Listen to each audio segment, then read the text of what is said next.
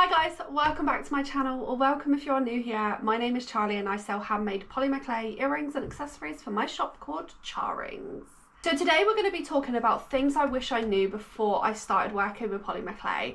I feel like this is going to be so useful for anybody that works with polymer clay now, or has just started, or is even just thinking about starting. I feel like it's quite difficult to find any sort of tips and tricks these days. When I started 4 years ago, there were so many YouTube videos that I could look at and lots of tips to help me, but I don't feel like there's that much new stuff lately. So I want to give you some tips that I've learned. If you've noticed behind me, there is a 4 balloon, because is that the right way?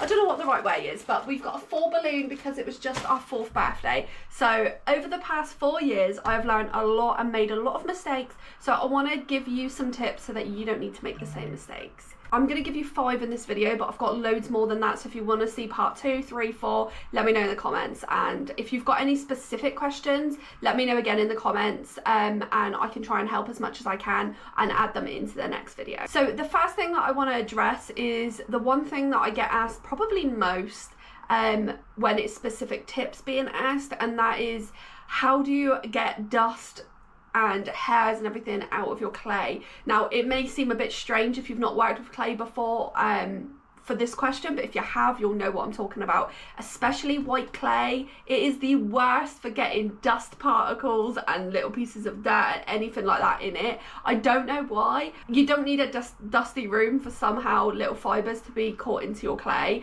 and it's a real pain to get out. So I want to tell you some things that can avoid it, and then my next tip will be something to help if this does happen. So one, especially if you're working with white clay, but any clay in general, I always clean my surface before I work. I buy the multi-surface wipes. It's really easy, but I just clean my surface beforehand to get rid of any dirt, any residue, any leftover clay, any dust, anything like that is gone. That already eliminates a lot of it. And then I'll go and wash my hands as well before I start, and I actually wash my hands a lot in between working with different earrings. If I work with a red, then I work with a white. I will guarantee that the red will dye my hands, and then it will dye the white, and then you've got pink clay and the white is completely dyed. Especially with red and white, they're a pain to make because red just gets everywhere for some reason. So when I use red clay, once I finish making the earrings, I'll go wash my hands again. I usually wash them twice and then like scrub them with the towel after, just to make sure everything is completely off my hands beforehand. So that's my first sort of tip, to just trying to eliminate the dust and dirt that can get into the clay. Now, if you do get it, which it can happen, it's not a problem. Don't think you're alone. Everybody gets it. I've been getting it since I started, sometimes worse than others. It completely depends. So my second tip would be using acetone. I use 100% pure acetone with a cotton bud, and then all I need to do is just pop a small amount onto your cotton bud and wipe it onto your baked clay. You can do it before it's baked, but I don't really like that method. I feel like it deforms the shape of the creation too much. It kind of gives it a horrible texture. So I always just bake it as it is. Even if it's got little pieces of dust in it, it's okay, because once it's baked and it's cooled down, you can go in with the acetone and it'll pick it straight out of the clay. It goes with any dirt, any little marks that may be on it, anything like that. And this is also advice for people that don't work with clay. If you've bought earrings from me, or just any polymer clay earrings in general, if you grab a small piece of acetone on your cotton bud and clean off your earring, especially for white earrings or anything like this, like these ones for example, these are our cow print earrings, and they can get makeup on it. If you wear makeup all day, it's obviously rubbing against the earring, and then after you've worn it for a few times, you might have a bit of makeup on your earring. Water probably won't get it off, but if you use a little bit of acetone on a cotton bud and just clean it up, it will be as good as new. So that's a recommendation for people that don't work with clay as well. It's just a lifesaver when it comes to polymer clay. My tip number 3 is with baking clay.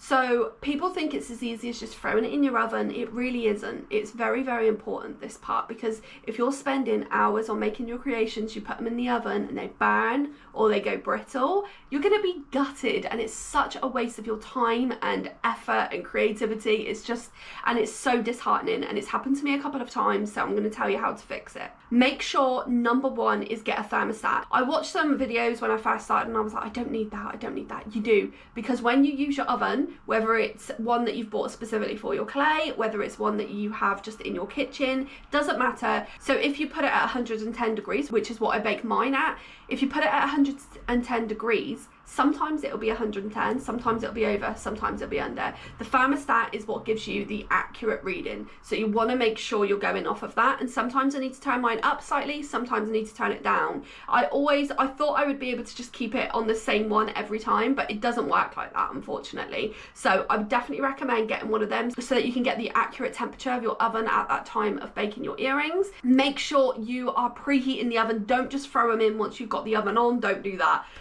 Make sure that you preheat it to the exact temperature it needs to be. Pop it in, keep checking it throughout its baking time. Make sure that the temperature hasn't fluctuated too much or anything like that. I bake mine at 110 degrees, but they're all kind of different. Look at the instructions on your clay and it will tell you the best ways of baking it. The clay I use is Fimo and the advice is 30 minutes. Now, if you've got it on the correct temperature, you can cook it for like 2 hours. It won't burn. It'll be absolutely fine. But if you undercook it, that means it will be brittle, it will be easy to break when it comes out, it's not fully done. And if your temperature is too high and you overcook it, or you just cook it for the right amount of time but the temperature's too high, you will literally burn your earrings. It's happened to me on a couple of occasions within the last 4 years.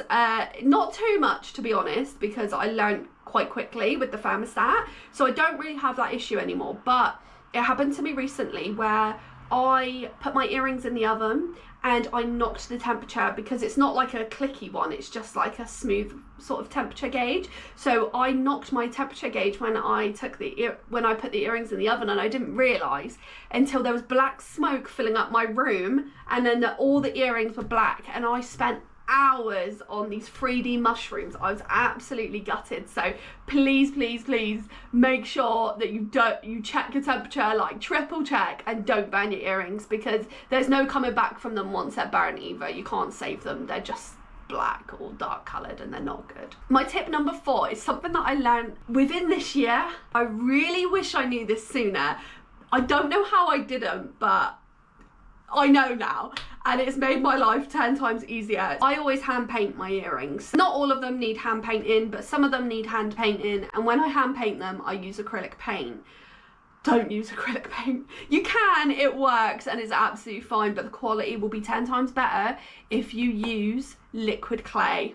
It is a lifesaver. I don't know what I was doing before. Now, you can use clear liquid clay. This is another tip. You can use clear liquid clay as an adhesive. So if you've made, for example, a donut earring and you want to put sprinkles on it, use a bit of clear liquid clay to put the sprinkles on. Means they won't fall off. They're going to be sturdy on there. So I've used that one for years, but I didn't realise they had it in colours.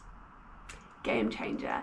I think they've got it in loads of colours, but because I'm quite new to it, I've got white and black. And with the white, I actually, because I used to be a makeup artist, I've got a whole makeup area with about 100 eyeshadow palettes. I scrape a bit of eyeshadow out of my palette and put it in the white liquid clay, and it will turn whatever colour I want, which is perfect. You can also use chalks, which normal people do, but you know, why waste money on chalk? So the difference with the liquid clay and the paint is that paint can obviously just dry naturally, but it does take a really long time. Whereas the polymer clay as well, when you apply it, it just applies it really smoothly. There's no bumps and lumps like acrylic paint can do. Also, it will never dry out like acrylic paint can, and you can just be much more precise with the liquid clay. It's easy to wipe off your earring if you've made a little mistake. Once you've painted your earring or your whatever your creation is, with the liquid clay, you can pop it in the oven and it will bake just like normal clay, and it will like mattify, which I think looks really good as well. And the last tip for today is polymer clay earrings are waterproof.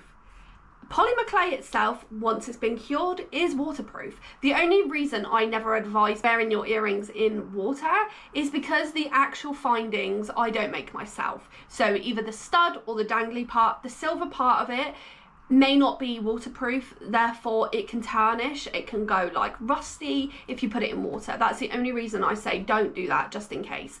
But I've worn my earrings previously in the sea when I swam with turtles and it was absolutely fine. But I'm just warning you that I never really advised it.